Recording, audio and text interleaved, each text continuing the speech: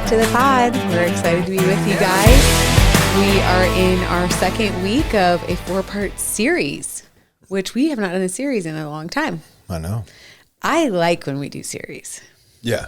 We're more it gives, planned out. Yeah, it gives me an idea of like, this is what we're going to talk about this week. And I can kind of dwell on it and think about it a little bit more. So I think that you should, in your ruminating, be able to come up with something for our next series. Oh, you want to, is that the challenge for us? It's a challenge for you, series, my friend. Year of series is? I don't think that's the way it works. I don't think series is Series pluralized. is already plural? Yeah. But if you say year of series, yeah, it just sounds weird. Okay, well. I feel there should be another. Series sounds better to you. I think it's Old English. Oh. It's just not used anymore. It's just, you're just reading so many books lately that you've just opened up a whole vocabulary box in your mind. And now just. I mean, side note today. Oh no. What's the old saying? You give an inch. You gain a mile, right? No. You give an inch. Now you got. They take them out. They take them out. Thank you. Okay. Yes. Give them an inch. You scare me so much when you do this, and then I freeze. I'm just like, I don't know. So today, I read, you give them an inch, and they take an L, ELL, and I was like, acted like I knew what I was like, I know what that means. Who were you acting to? Myself. I'm a good actor.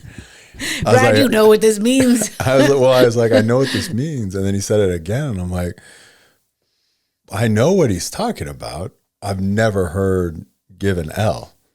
It's very interesting. So did you look it up or what? Of course This is why you're in Old English mode right now? Of course I looked Is it on your list of words in your note section? Okay. No. L is a measure of a unit of measurement that used to be used. It was like literally like 45 inches. Maybe you should bring it back, But also the term came from, which I think is more interesting, and it didn't go into this. This is a total side note. But L was from the elbow, like elbow, right? Mm-hmm. So give an inch, they'll take an elbow, which an elbow down would be, half your arm. Thank you for clarifying that. Well, you were looking at me super confused, so I was trying to. I'm looking at you confused. I'm looking at you like you're cute. I mean, just today before we get on, I hear Brad, every once in a while, just hear Brad talking randomly to himself about something. And I just think it's the cutest thing. Like, okay, here we go. Okay, let's do this. Okay, and it's just so funny because I know no one's around you. And so I can just see you being like, just pretended I knew what it was talking about. You're the only one there reading. I didn't say it out loud. I figured not, but I just think it's cute when I like walk in and I just hear you like, okay, what are we going to do?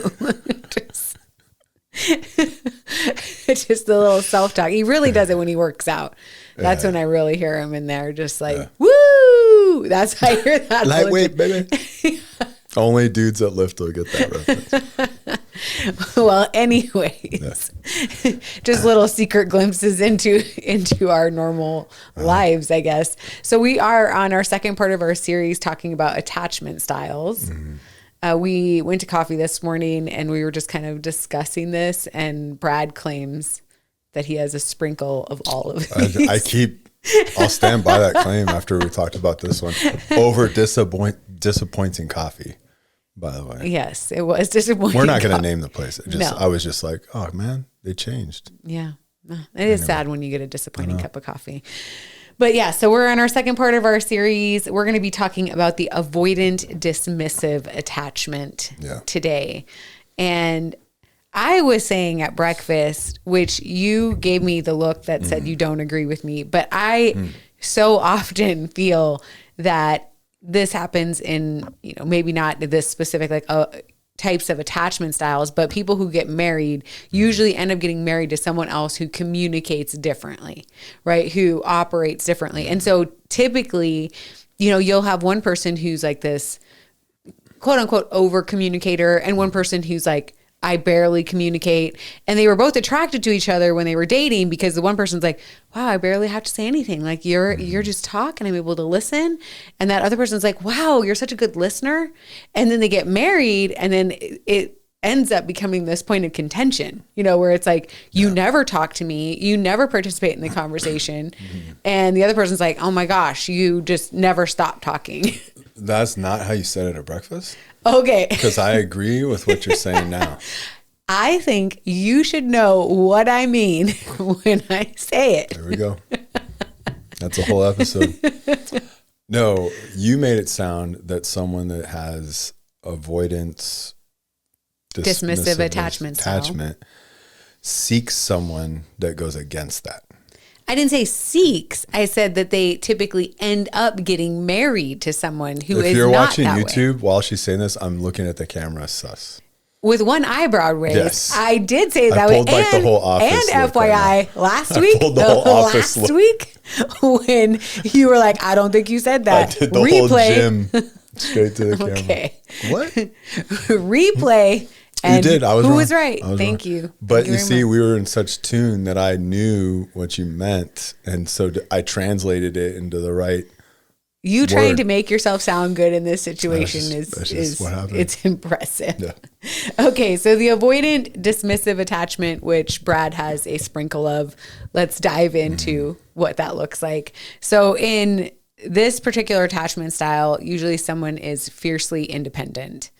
Like they are the ones that are like, I can do it on my own, to the level of being a crutch in a lot of ways, right? Where it's like, really we do need people in our lives, and we're better when we're together kind of thing. And so someone here is like fiercely independent, uncomfortable with emotional vulnerability. That feels like a weakness, or, something that could create a level of intimacy in a relationship that they're not wanting to have at this point. Pulls away when things get too close, minimizes feelings, may appear calm, but emotionally distant. Yeah. Just a sprinkle. So you said all the negatives. I think that there's some great positives, but we're going to get into it in leadership. This is just the tendency. I know, but you made it sound like I agree that I have those things. A sprinkle of some of them. Well, I know, but if you go over, like, I'm not afraid of emotion. No, you're not. But I will say that has, I think, changed a lot. Like, I don't think that you used to be as in tune to your emotions. I was never afraid of emotion. Okay. I feel like you're just I'm not afraid of emotions. Emotions have no power over me. Exactly. But like in such a dude way. No, I mean, I wasn't afraid to have emotions. I had them. Okay, thank you.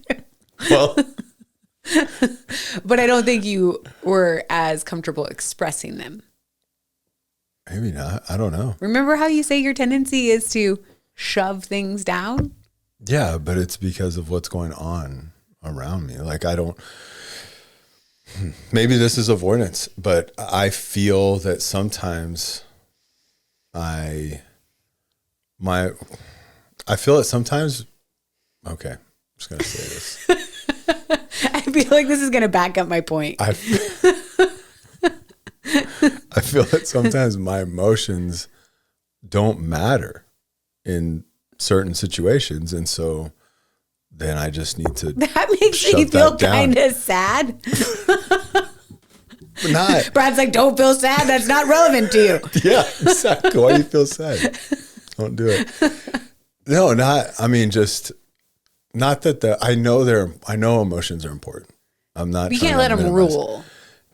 Yeah. And I'm so like before I try to analyze everything. I don't think I overanalyze things because then you're paralyzed to make decisions. Mm-hmm. So I don't overanalyze things, but sometimes I'm like, there's no need for me to have this right now. Right. So there's no need. So in a situation like that where you feel like there's no need for said emotion, let's say, is it frustration, or is it like just being sad, or like, what do you feel like is the emotion that you feel is irrelevant to a situation?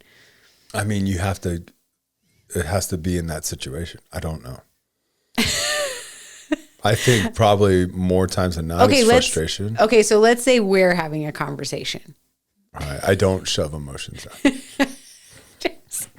Why are you laughing at me so hard? Can you imagine your if you were eyebrow is going up every time. Can you imagine if you were a therapist? Like you just like meet someone and start asking questions, and every answer you're just like, okay, well, first of all, in coaching, you can ask any of my ladies. That is not how I respond. Well, you're my husband, and so I can respond that way to you. I can laugh at you. Yes. Yes, clearly. No, I'm laughing because you're like, I never would shove my emotions. No, let's say you're frustrated. Okay. And we're in the middle of a discussion. Oh, let me put it this way. Okay. Let's say you've decided that I should be done talking about said situation. Yeah. Like, this happened this morning. Okay. So, and you know that's why you're laughing. Okay. You had a discussion about something that I wasn't there for. Okay. And then I come in and I'm then discussing for the first time for me, something, but you don't want to talk about it anymore. And you think you're so subtle. For those of you who are watching on YouTube, my husband's losing it right now because he thinks that, well, first of all, this is very true, but also he thinks he disguises this, and he does not. So it's like, what I do. So you're annoyed. Like you're just like, yeah. Like what you do is you have a tendency to like be almost dismissive of what I'm saying because you're like, already, yep, let's go, moving on. But so let's say you're frustrated. You don't overtly tell me this, right? Your body and your mind do, okay, or your face and your body do, but you don't tell me those things. So in that moment when you're clearly you're done talking about this, then in your mind, tell me what it is that you're processing through, because you're not listening to me anymore. Yes, I was there for that conversation, and I'm aware when you're involved.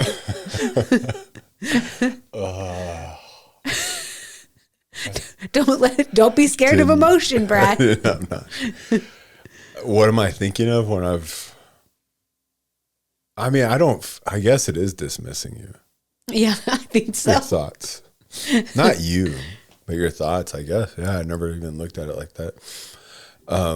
Because I feel like for you, you're like, I've thought about this, I've already discussed this, and now I really don't need to continue to discuss said things. I think that sometimes it's almost like what you were saying, just listen to me, do the things, and then I'm not looking for any of your opinions. No, but like what I was thinking, I don't know. I'm thinking that we've already talked about this. I'm being honest. Yes. I'm not trying to. I'm just laughing because of the fact that I knew that all of these things are happening, but you don't think that I know those things. I don't. When I was there talking to you, I was not thinking that. Okay, what were you thinking? I was just whatever you were saying. At some point in that conversation, you were like, I'm ready to be done talking. I was trying to get things done. Yes. So anyways, all of that to say, I'm just kind of curious, that avoidant aspect of emotion where I wasn't avoiding emotion. Okay. I'm just saying where if the moment that you're kind of experiencing a level of frustration in the conversation, right? Where you're like, okay, hey, I've already discussed all these things. I think I'm just needing you to listen right now, right? Which could be this verbal, emotional response that you're having, right? No. But your tendency is to be like, just keep your mouth shut, but your eyes and your face say things that you don't realize they're saying. But why in that moment are you like, I wouldn't say that thing? You wouldn't say like I wouldn't say, hey, I just need you to listen, don't talk. Yeah. Well, because of that. Like, it doesn't matter how nice. Honestly, I'm not even trying to be like mean. just honestly, it doesn't matter how nice you put that. Literally what you're saying is like, I don't need to hear you talking right now. I just need to speak my mind. Like, that's not good. I think that you could easily, that's not good. You cannot do that all the time for sure. We have to listen to each other. Mm-hmm. But I think in certain times where you can say like, I think I just really wanted to have you listen right now does not come off as being. I don't know. I think that's your towing a line. I just need to be better about like not getting frustrated. You see, I guess that's where I'm coming from, where maybe something is frustrating me and it's valid, but I don't know. It's valid for me. And so then I shove things down because I'm like, this is not right. I should not be frustrated like this, And so that's where I'm saying, like, I think in certain situations, not all situations, certain situations, my emotions, for lack of a better phrase, don't matter. I think it's just like where, there's a saying that emotions are meant to be indicators, not dictators. And I think that is what you're trying to make sure that, okay, this aspect of, I don't want to just follow blindly after my emotions. I need to assess, are they something that I need to pay attention to? Or are they just, I'm tired, I'm hungry, I've had a long day, and I need to recognize that that's an indicator and I think so. I think though, we're coming at this thinking that all of us are, generally speaking, that all of us should be processing, verbally and or whatever, our emotions on the same level, where I think that men are different in that sense. Oh, absolutely. Where I could be totally wrong with this, but I feel that there are times where you just shove it down and you're just like, okay, I've had a long day. And like, we've talked about this, right? Like, I've had a long day. Okay, that's fine. You've had a long day. Like, get in line. How many people have had a long day today? Right. And so that's not the excuse for whatever emotion you're feeling. Like, that's how I look at those things. And I think that's, yes, I wouldn't probably use the verbiage of just shove it down, but I think what you're talking about is more of a healthy way of assessing our feelings and not letting them rule over our lives in a way that actually ends up hindering the people that we care about the most. And also I think it's just a growth thing as we, move towards like that secure attachment, more faith, right? We also recognize that, man, the things that are in my flesh are usually not the things that I'm supposed to be abiding in. And that's kind of what I feel. I mean, God gave us emotions, right? Like, emotions aren't bad, Yeah. It doesn't, any emotion, it's not necessarily bad in and of itself. God gave us all these things. But I just feel there's times it's like, why am I sad right now? Like, I don't know. Well, I'm not gonna be sad. Like, let me just put that somewhere else, I'm not, you know what I mean? I mean, I don't know how else to explain it. It's just like, I think the problem today is there's too many people just flippantly showing their emotions and they think they could do whatever they want. And I don't think that's right. Yeah. Because I would say that if you're acting just out of emotions, more than likely you're going to be, it's foolish. It's very foolish. Like, it's very foolish to act just out of emotion. Yeah. I'm trying to think in my time on this world, like the emotional actions I've done, or the actions I've done out of emotion. I'm trying to think of positive things. Right. Purely just following your heart. That have come out of that. Right. Like, I can't think right now, just on the spot, I can't think of a time where my actions, my actions followed the emotion that I was having, and it came out to be a positive thing. I think every one of them I can think of right now has come out to be foolish. Yeah. That's and not even, so true. Not even necessarily on the end of like sinning, just foolish. Right. I mean, you could dive deeper into it. Like, was I a good steward? So technically, was I, going against God's will, and that, so, I mean, you could dive real deep into it, but what I'm getting at is it's not this like grand thing majority of the time, but if my actions are following the emotion I'm having, I don't see any positive benefit from it. Yeah, I agree with you. And as far as exactly what you're saying, right? When we really do follow exactly what we feel, we end up in places we never want to be. Yeah. Doing things we never thought we would. And I think that's why so many people, they struggle with thinking of the guardrails and boundaries that God's placed before us, but really it's because he wants us to have the best life we can have here on earth. Yeah. And it's not operating out of emotion. But the attachment style aspect of this is the avoidance of that as much as possible.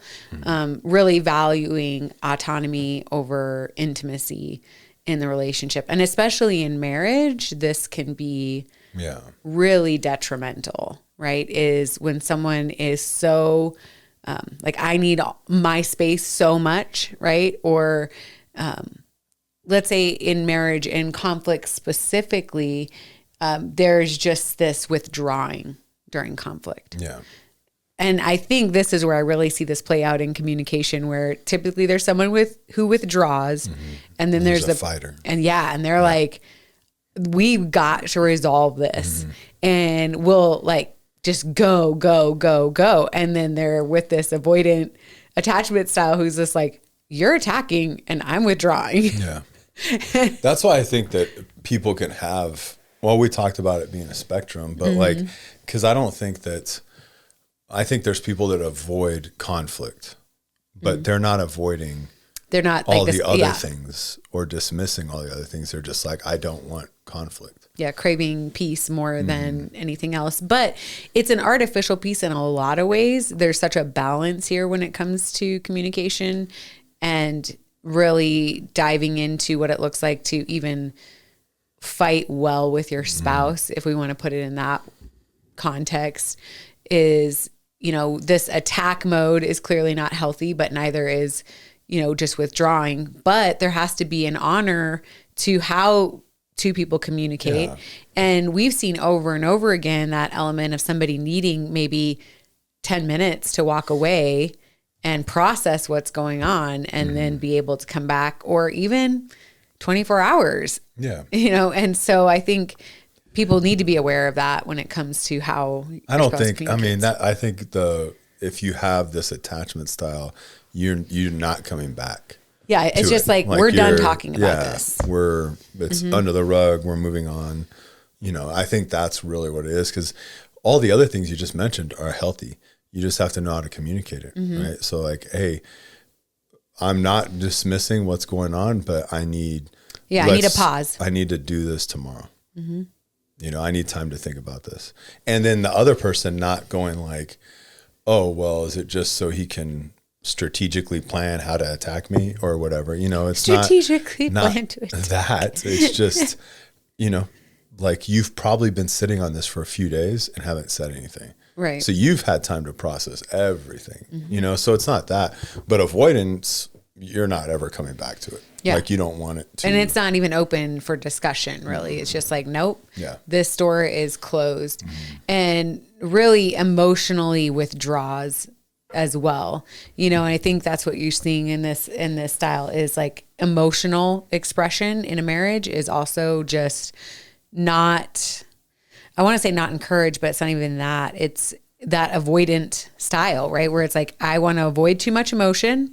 And I also want to avoid, conflict. It's like all of these things to the extreme. Like, I'm just going to, nope, they're not allowed. Like, it's not supposed to be in the relationship. And it can be so difficult for a person who is trying to navigate any kind of conflict in a marriage, being married to an avoidant, and or if you're an avoidant and you hear yourself kind of in these things, kind of recognizing how it can really hurt your spouse or the people around you, right? This doesn't just impact your spouse. It impacts everybody around you when you emotionally check out.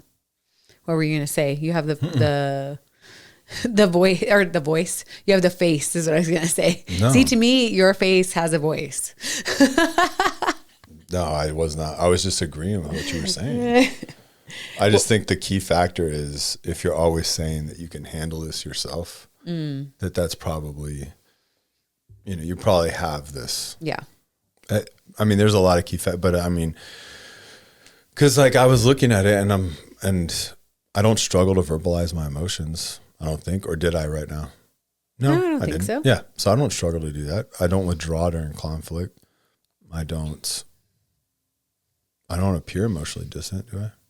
Well, sometimes you can appear emotionally distant, but I think it's more of your physical appearance than actually who you are. I smile all the time. I know, baby. Well,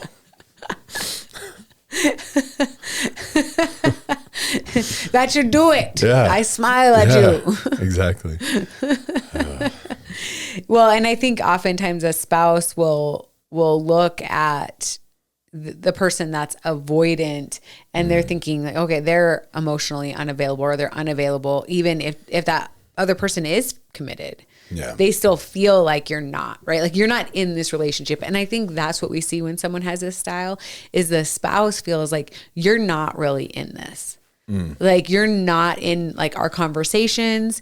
You're not into developing intimacy, right? Like we can't have conversation. And so they feel like they have a checked out spouse, even if that person is committed to the relationship. Yeah. And that's what's so hard is because if you don't work on this and you don't work on that emotional intimacy and conversation and not just shutting down during conflict, then you end up pushing the people away that ultimately you actually want to be closest to you. So it is dangerous for sure in a marriage, but we're going through 3 specific areas for each avoidance style. So that was marriage, and now we'll dive into what this looks like in parenting a little bit. This is where I see, I think, a little bit more of your sprinkle than in marriage. And some of it I don't think is even bad. Well, that's what we were talking about at our disappointing coffee date. No, that's what we were talking about there because I was looking at him like, I could see how you can, argue both ways on this. Yeah. Like I don't look at some of these as a bad thing, but then I think it's situational, just like I was saying earlier. Like, so I don't know. I'm definitely on the avoidance spectrum. If that's a thing, I don't know. I'm sure it is. I actually like this. There's so many spectrums now. I'm sure it is. Yes. Right. We'll have to ask. We'll ask Chris and Jamie. There you go. Yeah, they should know all about this. They're counselors, like actual Christian counselors. Like they went to school. Like they did all the things for that. Yes, you guys heard them in just a few weeks ago on an interview. Yeah, we should be asking them about this. But like in parenting, it says emphasizes independence early. Okay. But I do think this is very countercultural to what we see now, for sure. Oh, there's like no emphasis on independence, and I think that creates more of the anxious. Right? Is this a cultural thing though? What do you mean? Well, because like we live in a Hispanic culture.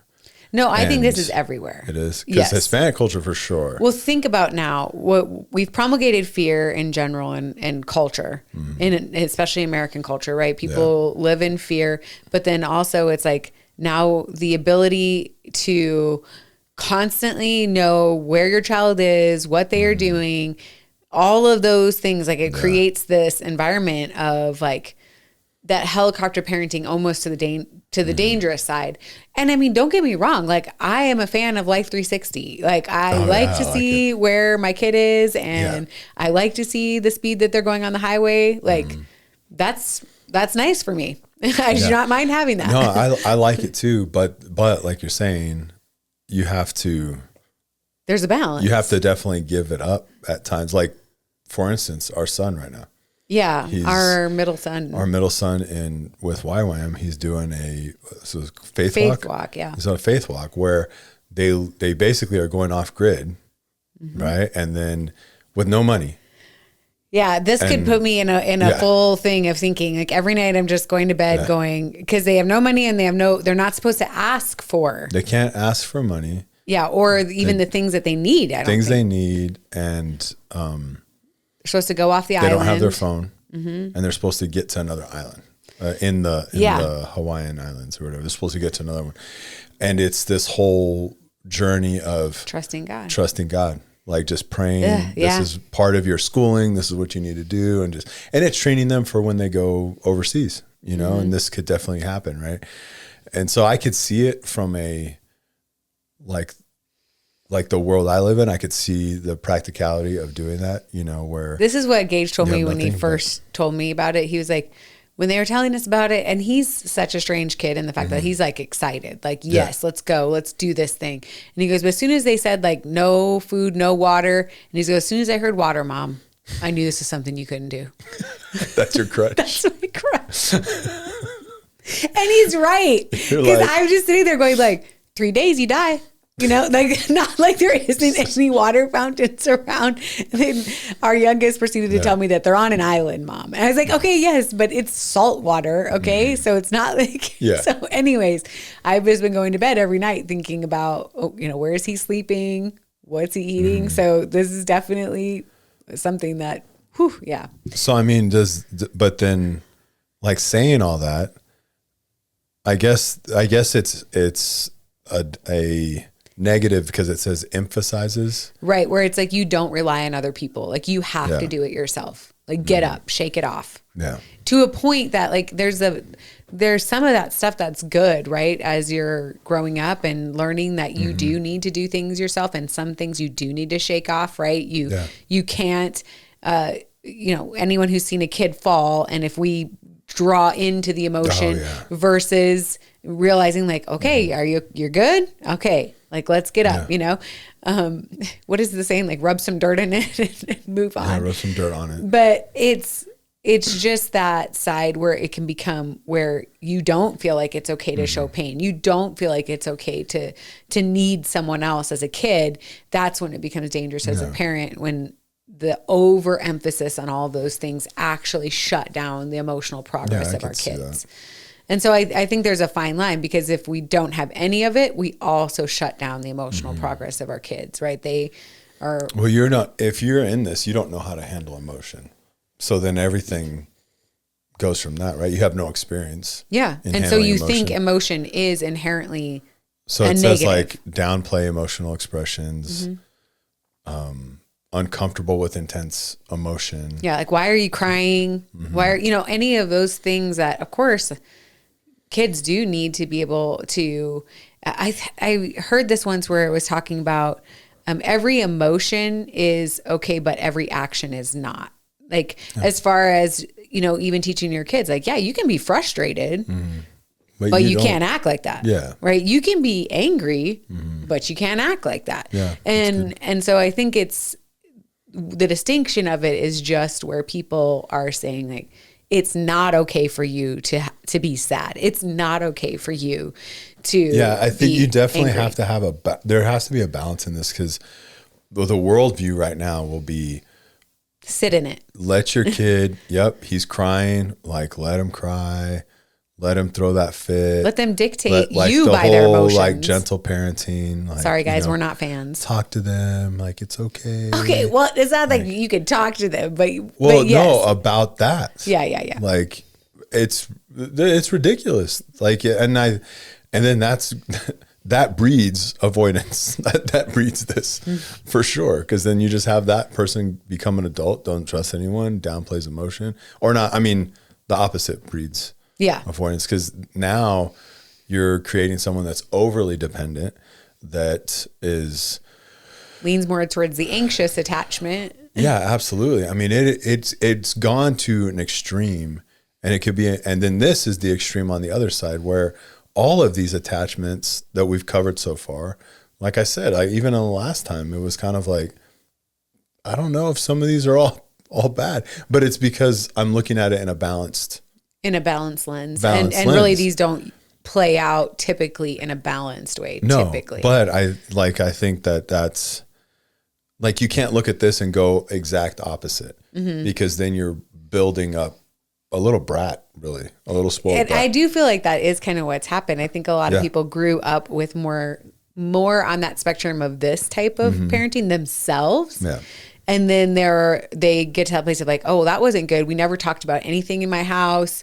We were never allowed to have any conversations or disagree or cry or be upset. And so then it's like, well, now we need to give you every opportunity. Oh, like you're visiting someone and their kid's just like peeing in the corner and like, what are you doing? Like, oh, we told Johnny he can go to the bathroom wherever he feels like. That is such an extreme.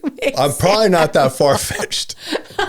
It's never happened to us. Johnny's peeing in a corner, and poor Johnny. We just let him choose what he wants to do. Like, it's okay. Actually, kids thrive on security. And so us giving kids boundaries and guardrails and, places to operate within actually gives them security and moves towards secure attachment versus where this is like, you're having the shutting down and or overemphasis on all of the emotions. It does create adults that are not super pleasant to be around. No. And that's like the goal with parenting, right? Like number one goal of parenting is is modeling a faith, a strong faith, Christ so that follower. your kids become Christ followers themselves and they build their own faith, right? Number one goal, right? Number two, like, man, I want some cool kids that I want to hang out with when they're adults. Like we're excited when you come home. Yeah, exactly. We're not like, oh great, Johnny's coming to visit. Put some newspaper in the corner. That's the most ridiculous thing. Just so you all know, we have never experienced that. I said that. We had never experienced that. I am just clarifying again. But I'm just saying, like, oh, you can do whatever you want. It's fine. It's ridiculous. So ridiculous. The most extreme. I could have come up with another analogy, but that one just popped in my head. The other thing with this in parenting is that you always respond with solutions instead of any kind of empathy. And I think you see this play out more even in as kids get a little bit older, as you're going into teenage, as they're wanting to have more of that conversation where they're learning about who it is that they are and how they respond to things, where they don't actually want to come and talk to their parents anymore because there's just like, this is what you need to do. Boom. Yeah. I probably have been more on that side than you have, but I've tried to intentionally be like, I'm going to listen to everything. And then I'm going to be like, I get what you're saying, but because we have it, our son is definitely more of an external processor. So he's going to come and just lay it all out, when he's ready to talk. Yes. Right. So that's the distinction. It's like, don't try to convince him to talk until he's ready. But when he is going to go down all the dreams, aspirations, and possible outcomes for the next 4 years. Yeah. And I think for you being very solution oriented, that's like a struggle for you because you're just like seeing every possible, outcome along the way. I know it's not a good place to be because it's not a solution. Yes, I am solution oriented. I think anybody would be you want a solution. Something. That is not true, Brad. Do you not want a solution? No, sometimes you don't. Sometimes you're just processing. I don't understand that at all. Right? This is the whole point. You want a solution. You literally are disproving my point. It's like you cannot comprehend that somebody is just having a conversation about something without the goal of a solution in mind. Yeah. What I'm saying though, I'm saying two things and they might be opposite. And I'm okay with it. I'm going to be okay with it. What I'm saying is I don't think like when I'm hearing him talk, I don't feel like that's a good place to be in for me, always thinking of like, well, the logic behind it. Because dreams are dreams, right? And they're fantastic. And they turn into goals and they turn into realities. And like, it's great. But I do, like, I'll sit there and the whole time I'm like, how in the world Are you going to, like all these things. And I feel the older I've gotten, the more I've done that, probably the less I myself, the dreams I have, the less I have them. Where I start to just dismiss them because I'm like, there's no way. Not logical. There's no way that's going to happen. Yeah. Like, okay, great. It's great to have a dream, but but I'm not looking at that as my kid. I look at it as myself. You correlate it to yourself. Yeah. Where I'm like, well, I'm never going to be able to do that. Or I'm never going to, whatever it is. Like that dream is literally just that. Like, stop, just live here and stop that. Like I think it's interesting because when I listen to him go through all of that stuff, and I think we all have to be so careful with how we obviously naturally go towards, but it's interesting you coming from a very solution mindset, and I much more land on the empathetic, but I am just like, wow, I'm going to see what God's going to do here. And I say the same thing, but again, I reflect it to myself where I'm like, okay, like I'm already this age kind of deal. Like, you keep pushing. But, wow, Brad. But no, like in a good way. Like, of course, like he's doing great. No, but I mean for yourself. I'm sorry. I'm not trying to be like Debbie Downer. It's just there's things that I'm like. But it's like, I think the balance in it is knowing that we're meant to have the things that are impossible in our own hands. But it's the element of knowing I have to put it in God's hands no matter the outcome of the dream. Yeah. And I think that is ultimately, I think, the place where you've gone more as far as, because I think what happens with you when you dream, and I know this is off topic, but I think what happens with you is you then start thinking, well, this isn't done. This isn't done. This isn't, and you almost go through like that checklist of items and feel disappointment because of the fact that those things have not fallen into place like you thought they would. So then it seems easier to just have a dismissive, like, it doesn't matter to me than it is to just be like, I have to just place it in God's hands. Yeah, probably. And that's all, folks. That's all the emotion I have over that. Well, just telling you how I feel. Sounds like a solution, so let's move on. Yep. I don't know why someone would not want a solution or a semblance of one. I don't understand. Sometimes there isn't solutions available. No, it's true. I was waiting for you to tell me no. No, I mean, of course. Okay, so in leadership, I think this is where you see a lot of positive correlation. Listen, I'm sorry. This is what I said. When I read through this, I was like, your entire team has to be emotionally avoidant. Because well, I mean, so again, I could see the negative side of this, but I'll just read what we found. And it's decisive and independent as in a leadership role, capacity, right? Capacity. Decisive, independent, not overly emotional, can appear distant or intimidating, prefers logic over feelings, strengths, steady under crisis. Yeah. And I'm like, Brad's like, I'm an avoidant. How do you like me now? That's not. Now I understand, like, can appear distant or intimidating, like that could for sure be. Yeah, or the independence being where you can't operate on a team. Yeah. Yeah, and so that's what I'm saying. I can see the other side of this, but then I see the positives of, like logic over feelings, the not overly emotional. It doesn't say not emotional. It says not overly emotional, because I do feel even logic over feelings, there are times where, yes, logical, it says this, but there's something, right, that you're like, I don't know. There's just something about this. Yeah. Right? And that's a good thing.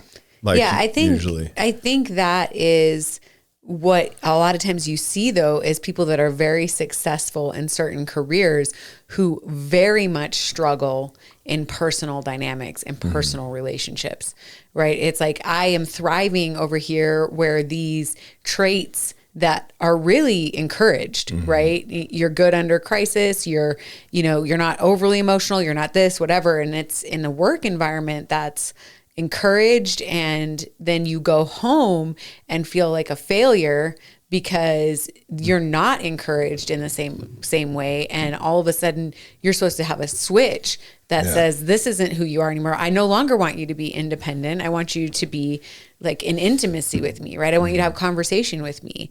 And I think that's where it ends up being, even where someone doesn't want to change because it is so praised in a career environment, and then at home ends up being so destructive in a lot of ways. Yeah. But I think there's a middle ground to this. Yeah, I think so. And right? has to move towards that, obviously. Yeah.